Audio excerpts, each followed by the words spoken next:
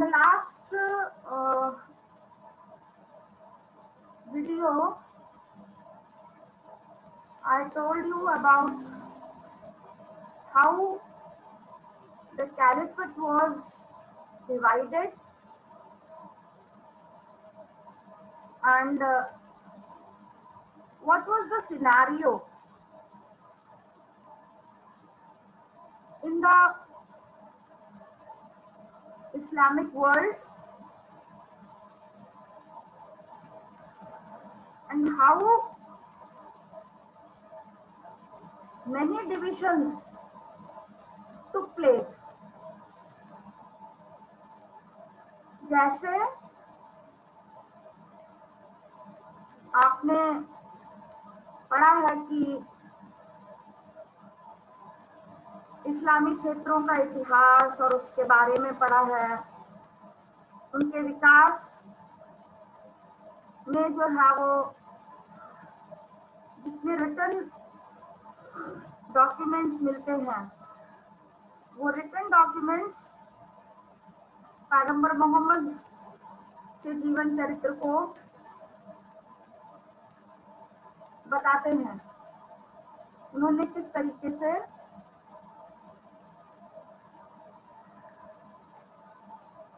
जो है वो इस्लाम की स्थापना की, और इस्लाम की स्थापना के बाद उनके जीवन चरित्र के बारे में, उनके पैगंबर मोहम्मद के बारे में,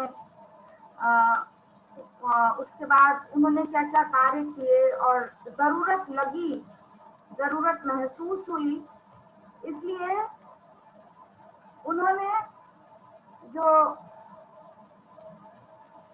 सभी जिन्होंने ज्वाइन कर लिया था इस्लाम को, जिन्होंने जो उन्होंने मत स्थापित किया था, उनको ज्वाइन कर लिया था, तो उन्होंने जो है वो सभी को इकट्ठा करने के लिए, पावर को कंसोलिडेट करने के लिए उन्होंने एक पॉलिटिकल आइडेंटिटी भी दी, क्योंकि जब तक पॉलिटिकल आइडेंटिटी नहीं देंगे तब तक सुरक्षा नहीं की जा सकती पूरे संपूर्ण समाज की। So it was very necessary, he thought that some political organization should be set up, और वो पॉलिटिकल ऑर्गेनाइजेशन सेटअप करने के बाद में बहुत सारे जो दूसरे कबीले के लोग थे, उन लोगों ने इस्लाम को अपना लिया। ठीक है, तो अरब लोग जो थे छोटे छोटे कबीलों में बटे थे, उनके देवी देवता होते थे, वो खाना बदोश होते थे। ठीक है, और मक्का में जो स्थित काबा था, वहाँ का मुख्य धर्म स्थल था, सभी मुसलमान इसे पवित्र मानते थे, अभी तक जो आपने पढ़ा है। तो काबा को जो पवित्र मानते थे, पैगंबर मोहम्मद ने भी 612 ईस्वी में अपने आप को खुदा का संदेशवाहक जब घोषित किया, उनके द्वारा उनके अनुयायियों ने मक्का के समृद्ध लोगों का विरोध करने के कारण, स्वाभाविक है कुछ नया अगर हम इस्टेब्लिश करते हैं, if establish something new, so it is quite obvious that means any religion or any sect or any person faces a lot of difference, faces a lot of people do not give full support to the person. The same happened with Pagambar Muhammad, and ultimately उन्होंने जो था उसको मक्का छोड़कर वो Medina की तरफ चले गए 622 में, और इस यात्रा को हिजरी सन के नाम से जाना जाता है, और तभी से जो है वो इस्लामिक कैलेंडर की शुरुआत मानी जाती है। फिर उसके बाद मैंने आपको बताया था कि पैगंबर मोहम्मद ने मदीना में एक राजनीतिक व्यवस्था की स्थापना की थी। ठीक है, तो you must be remembering all these points which I told you. Now basically I told you that there was a division, a lot of number of divisions were there. तो खिलाफत की स्थापना हुई पैगंबर मोहम्मद के बाद में, जो है उनके शासन तंत्र को खलीफाओं ने संभाला।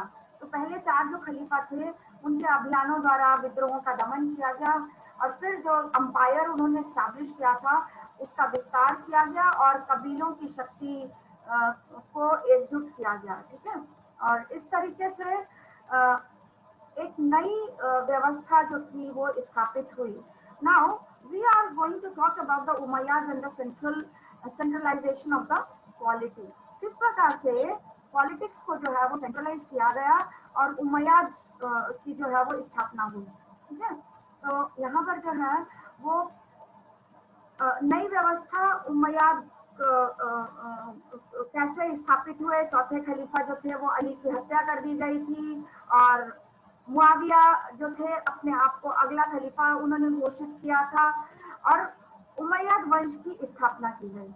ठीक, नाउ अब उमैयाद वंश की जब स्थापना कर दी गई थी तो किस तरीके से फिर से खलीफाओं ने अपने आप को एस्टैब्लिश किया, उसके बारे में इस पर्टिकुलर टॉपिक में आपको बताया गया है।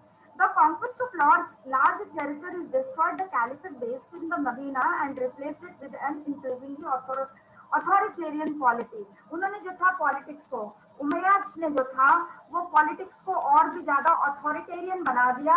अथॉरिटेरियन पॉलिटिक्स का मतलब होता है कि बहुत ज्यादा जो जो जो रूलर की अथॉरिटी है वो स्ट्रांग हो गई इस समय पर। So the rulers place was better and it was more stronger than it was earlier.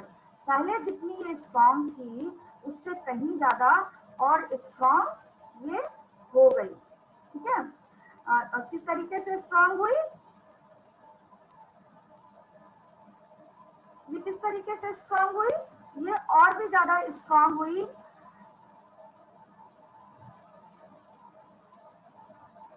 Yes Umayyads and the polity. Okay, Umayyads और पॉलिटिक्स का जब गठन हुआ तो ये पॉलिटी जो थी वो और ज्यादा स्ट्रांग हो गई थी अपने आप में। और उमैयाज जो थे उन्होंने खलीफा के शासन को और भी बहुत ज्यादा मजबूत करने की कोशिश की थी। किस तरीके से कोशिश की थी, they implemented a series of political measures.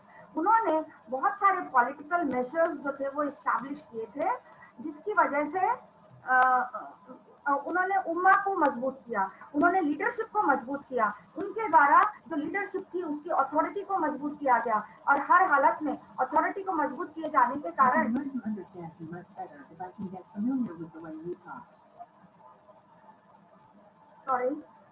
उन्होंने अपने जो लीडरशिप थी उसको और ज्यादा स्ट्रॉन्ग करने के बाद उम्मा की स्थापना की थी। The first Umayyad Caliph Muawiyah moved his capital to Damascus and adopted the court ceremonies and administrative institutions of the Byzantine Empire। Byzantine Empire साम्राज्य की तर्ज पर उन्होंने जो था वो अपने शासन की स्थापना की थी। और ऐसी स्थिति में द कॉन्क्वेस्ट उन्होंने जो सारे कॉन्क्वेस्ट किए थे उससे साम्राज्य का बहुत ज्यादा विस्तार किया और 90 इयर्स तक शासन किया। And the Abbasids Umayyad they retain the power for 90 years. उन्होंने 90 इयर्स तक पावर को रिटेन करके रखा था, पावर को चलाया था। और उसके बाद अब्बासिड खलीफा जो थे उन्होंने अगली 2 सेंचुरीज तक शासन किया था। Now we are going to talk about the Umayyad state that was now an imperial power, no longer based directly on Islam but on statecraft and the loyalty of the Syrian troops. There were Christian advisors in the administrations as well as Zoroastrian scribes and the bureaucrats. This also I have explained you, I believe. And they gave importance to the skills। उन्होंने जो था वो skill के base पर अपने साम्राज्य के अंदर ईसाइयों को भी नौकरियां दी थी।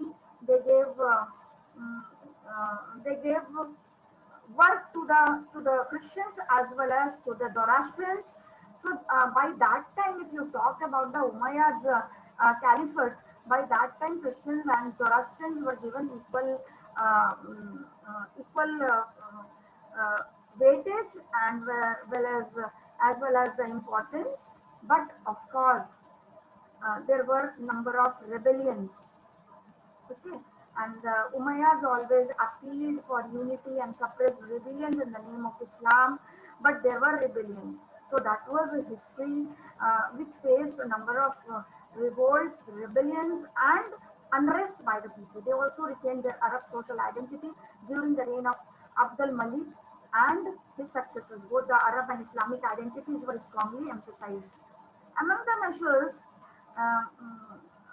Abdul Malik took were the adoption of the Arabic as the language of the administration and introduction of Islamic coinage, the gold dinar and the silver dirham that had been circulated in the Caliphate were copy of the Byzantine and Iranian coins. That means Byzantine Empire and the Iranian Empire were a landmark which gave an idea for others how to rule the empire, and they learned a lot. Who the caliphates, they learned a lot how to run the empire.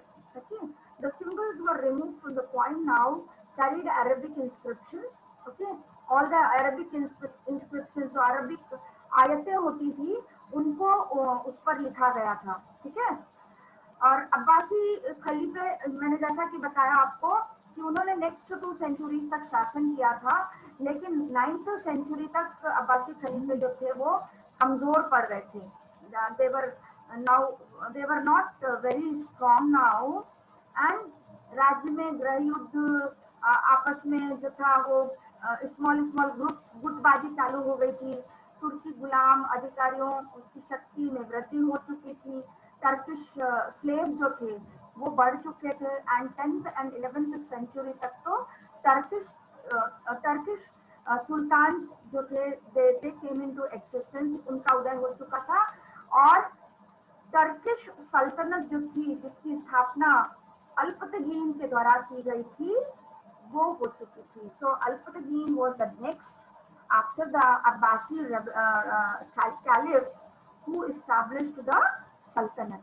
This was all about what we are talking about the Caliphate. So this was all about the